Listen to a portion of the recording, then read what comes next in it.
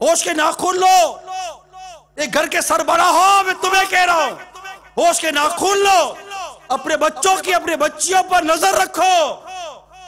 تمہارا بچہ بیمار ہوتا ہے، ایک ہوا ایسی چلتی ہے، کہتے ہو کہ بیٹا یہ مت کھا، آج کل حالات اچھے نہیں ہے، موسم اچھا نہیں ہے، یہ چیز صحیح نہیں آ رہی، تو بیمار ہو جائے گا۔ اپنے بچوں کو بیماری سے بچانے کے لیے مختلف غذاؤں سے بچانے والوں، ذرا شہر و محلے کی حالت تو دیکھو۔ یہ ایسا دور ہے کہ آپ کی اولاد اس طرح آزاد گھومتی رہے، آپ کی بیٹیاں اس طرح آزاد گھومتی رہے، آپ کے بیٹے اس طرح بے باکی کے ساتھ گناہوں بھری صحبت اٹھتے بیٹھتے رہے۔ آپ کے گھر میں ایسے ایسے آلات لگے ہو، ٹی وی کے ذریعے ایسے ایسے مناظر آ رہے ہو جس سے آپ کی اولاد خود پر قابو نہ پا سکے۔ ذرا سوچئے، ہوش کے ناخن، بے باکی کا دور ہے۔ یہ سوچنے والے کتنے لوگ رہ گئے کہ یہ اللہ کی نافرمانی ہے، میں نہیں کرتا؟ کتنے بھائی بتائیے؟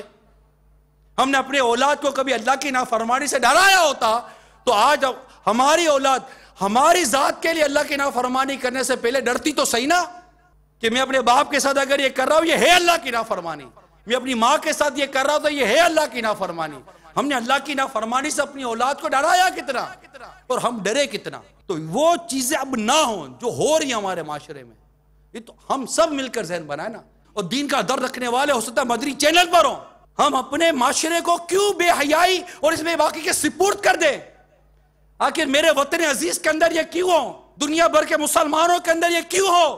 ہم واعظ و نصیحت کے ذریعے تو کام کر سکتے ہیں، نیکی کی دعوت کے ذریعے تو کام کر سکتے ہیں، ہم طاقت کا استعمال نہیں کر سکتے، اور نہ ہم کو کرنا ہے، نہ یہ ہمارا کام ہے۔ ہمارا کام تو نیکی کی دعوت کے ذریعے، خوف خدا کی بات پہنچا کر، آخرت کی سوچ پیدا کر کے، فیضان سنت کے درس کو عام کریں، مدنی قافلوں کو عام کریں۔ یہ نہیں کہ میں یار کب تک مدنی قافلے میں سفر کروں، جب تک گناہ باقی ہے ہم مدنی قافلے میں سفر کرتے رہیں گے۔